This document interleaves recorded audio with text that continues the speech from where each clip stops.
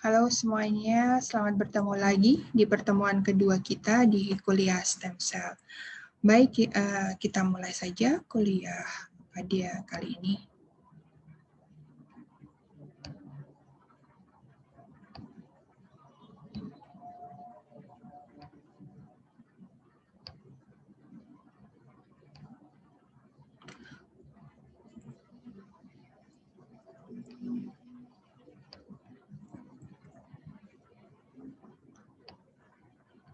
Baik, ini kuliah yang kedua, stem cell, sejarah dan pengertian stem cell. Kalau Anda lihat, kalau Anda baca, mungkin sering juga melihat bahwa stem cell ada di mana-mana. Ada yang sekarang pengobatan stem cell dibuka di berbagai macam klinik. Saat ini stem cell merupakan tema sentral dalam riset biomedis ya. Ada di mana-mana dan dipercaya dapat memberikan solusi dalam berbagai hal penyakit. Tetapi harus dipahami oleh seluruh profesi kesehatan, baik untuk riset maupun pengobatan. Memberikan harapan untuk pengobatan penyakit degeneratif seperti stroke, Parkinson, Alzheimer, diabetes mellitus tipe 1, dan masih banyak lagi nanti kalau lihat di beberapa rumah sakit yang membuka pengobatan terapi stem cell, ada berbagai macam yang ditawarkan. Apa itu stem cell? Populer tahun 1950 ditemukan suatu sel penyusun sumsum tulang yang membentuk seluruh tubuh. Sumsum tulang ya, di tulang belakang itu ada sumsum tulang. Dan di awal pertama ditemukan bahwa sel penyusun sumsum tulang itu ternyata bisa membentuk seluruh jenis sel darah di dalam manusia. Sel ini dikenal sebagai stem cell hematopoietik, yaitu hemato, turunan ke hemato. Stem dalam bahasa Inggris adalah batang, sel itu sel, jadi batang kalau di tubuh kan kita batangnya itu tulang belakang, maka itu disebut dengan stem cell. Stem cell adalah sel yang menjadi awal mula dari pertumbuhan sel lain. Seperti batang pohon yang menjadi pertumbuhan ranting dan daunnya. Awalnya bertumbuh stemnya dulu, baru nanti bercabang-cabang, batang, ranting, daun, kemudian jadi bunga, dan sebagainya. Stem cell juga menjadi merupakan awal dari pembentukan berbagai sel penyusun tubuh. Diterjemahkan dalam bahasa Indonesia menjadi sel punca. Jadi saya menggunakan stem cell karena itu yang banyak dikenal luas, tetapi di dalam bahasa Indonesia nanti juga dalam beberapa macam penulisan ilmiah kita menggunakan istilah sel punca. Punca artinya awal mula. Stem cell adalah sel yang menjadi awal mula terbentuknya 200 jenis sel yang menyusun tubuh. Jadi bayangkan bahwa semua yang ada di tubuh itu awalnya adalah satu sel. Nanti kan dari sel telur, kemudian sel sperma bergabung, awalnya itu. Kemudian ada satu jenis. Dan akhirnya berkembang dengan berbagai bentuk dan macam yang berbeda. Kalau misalnya di sel darah, itu aja sudah ada makrofag yang bentuknya ada seperti tangan-tangannya yang melebar, kemudian ada sel granulosit, ada sel monosit, bentuknya menjadi berbeda-beda setelahnya. Apalagi kalau sel yang menyusun tubuh. Ya.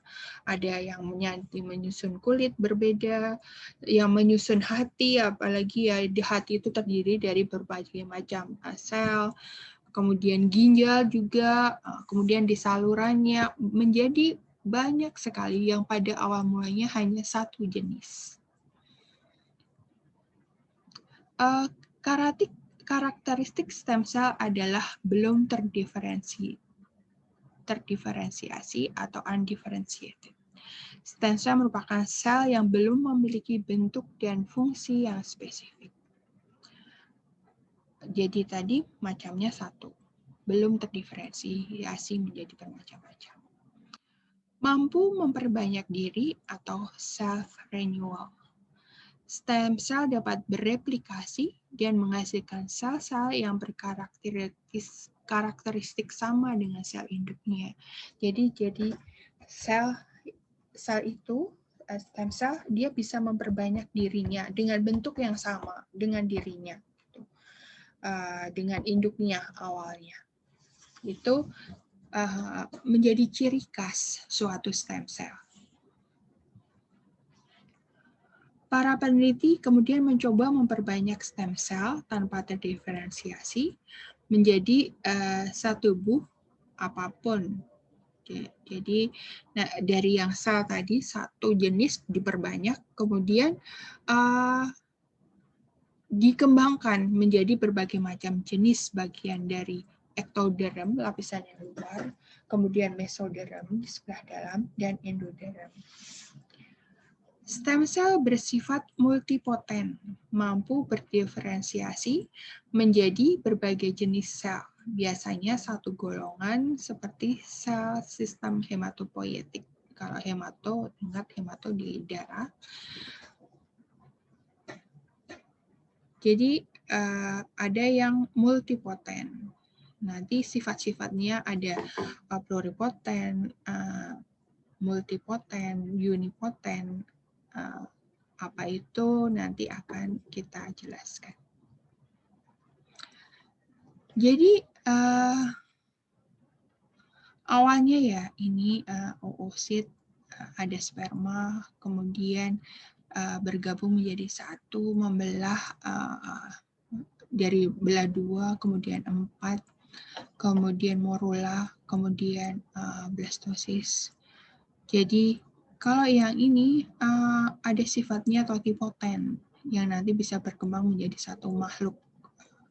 Kemudian pluripoten ini yang inner cell mass ini bisa bersifat pluripoten yang bisa dikembangkan menjadi berbagai macam jenis sel yang berbeda-beda. Nah, nanti kalau unipoten dia itu hanya bisa berkembang menjadi satu jenis sel. Nanti akan diterangkan lebih lanjut mengenai sifat-sifat ini. Suatu stem cell dapat berkembang menjadi berbagai macam jenis itu karena faktor eksternal dan internal. Internal itu secara genetik dan epigenetik. Kemudian eksternal itu kondisi lingkungan sekitar sel, faktor pertumbuhan atau growth factor. Jadi kalau kita mau membuat suatu stem cell menjadi sel yang kita inginkan, biasanya bermain-main dengan ini medianya, growth factor-nya untuk menstimulasi si sel ini menjadi sel yang kita inginkan.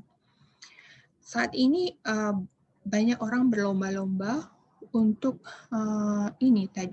mengembangkan arahnya mau diarahkan ke dalam bentuk apa. Ini orang-orang sedang banyak melakukan penelitian tentang hal ini. Demikian tadi sejarah dan pengenalan stem cell.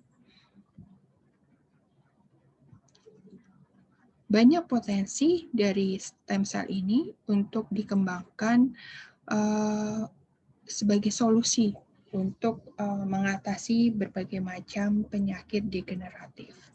Tetapi tidak hanya itu saja, saat ini juga banyak dikembangkan produk-produk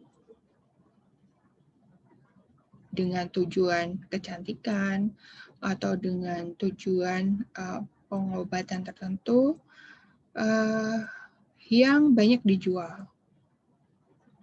Tetapi banyak juga yang asal memberikan label stem cell. Jadi nanti dalam bedah produk kita akan tahu sebenarnya produk ini benar-benar stem cell atau bukan. Atau kalau stem cell, yang dimaksud stem cell itu apanya gitu ya. Jadi dalam bedah produk nanti kita akan tahu lebih lanjut. Demikian kuliah yang kedua dari stem cell tentang sejarah dan pengenalan tentang stem cell. Demikian kuliah yang kedua, sampai ketemu lagi di kuliah berikutnya. Terima kasih semua.